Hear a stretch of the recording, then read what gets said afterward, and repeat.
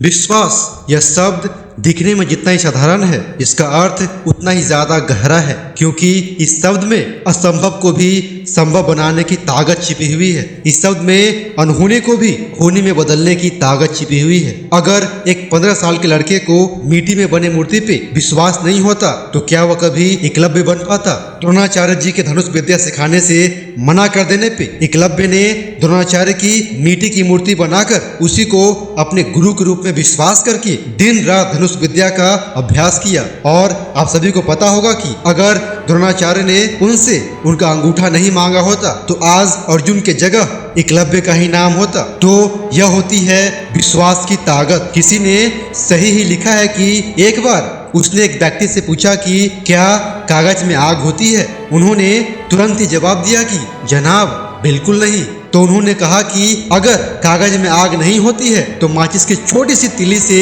दी हुई आग से कागज के भीतर से इतनी बड़ी आग कैसे निकलती है? हर वस्तु में ही आग छिपी हुई होती है। माचिस की तीली तो बस उस आग को दहकाती है। उसी तरह से विश्वास करके कुछ भी करने की ताकत दुनिया के हर एक व्यक्ति के अंदर होती है। बस जरूरत उस व्यक्ति के ताकत को उसे आभास कराने की होती है। एक बार उसे अपने भीतर के ताकत पे पूर्ण विश्वास हो गया तो वह दुनिया का किसी भी असंभव काम को भी संभव कर सकता है। इसी विश्वास और माँ की ममता और प्यार की एक मिलीजुली सच्ची स्टोरी आपको बताता हूँ। यह स्टोरी एक 10 से 12 साल के लड़के की है। वो लड़का पढ़ाई में बहुत ही कमजोर था।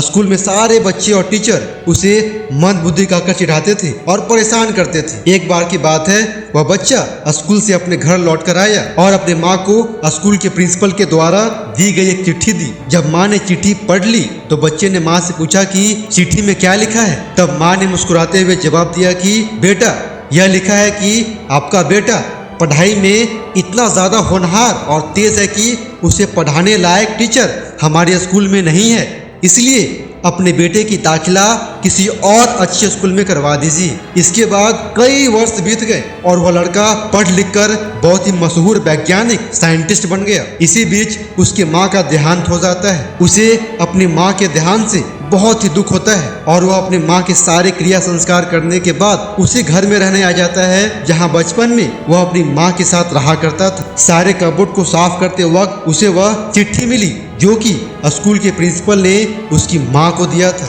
जब उसने उस चिट्ठी को खोलकर पढ़ा तो उसकी आंखें फटी की फटी रह गई और उसकी आंखों से लगातार आंसू बहने लगे। उस चिट्ठी में यह लिखा था कि आपका बेटा 1 नंबर का नालायक और बुद्धू है, इसे पढ़ाने लायक टीचर हमारे विद्यालय में नहीं है। अच्छा होगा कि आप अपने बेटे की दाखिला किसी और स्कूल में करवा दे। अपनी आंखों से बहते आंसुओं को पोंछते हुए वैज्ञानिक महोदय ने लिखा कि जी हाँ, थॉमस अल्वा एडिसन एक बुद्धू बच्चा ही था जिसे उसकी माँ के विश्वास और प्यार ने इतना बड़ा वैज्ञानिक बना दिया। जी हाँ दोस्तों, यह कहानी है बल्ब की डिस्कवरी करके हम सभी को रात के अंधेरे में प्रकाश देने वाले थॉमस अल्वा एडिसन की। दोस्तों, हर व्यक्ति में एक विशेष योग्यता और हुनर की आग छिपी हुई होती है। अगर आपको भी अपनी योग्यता और हुनर पे थोड़ा सा भी विश्वास है तो उस योग्यता को आज से ही निखारना शुरू कर दीजिए। जय हिंद, वंदे मातरम।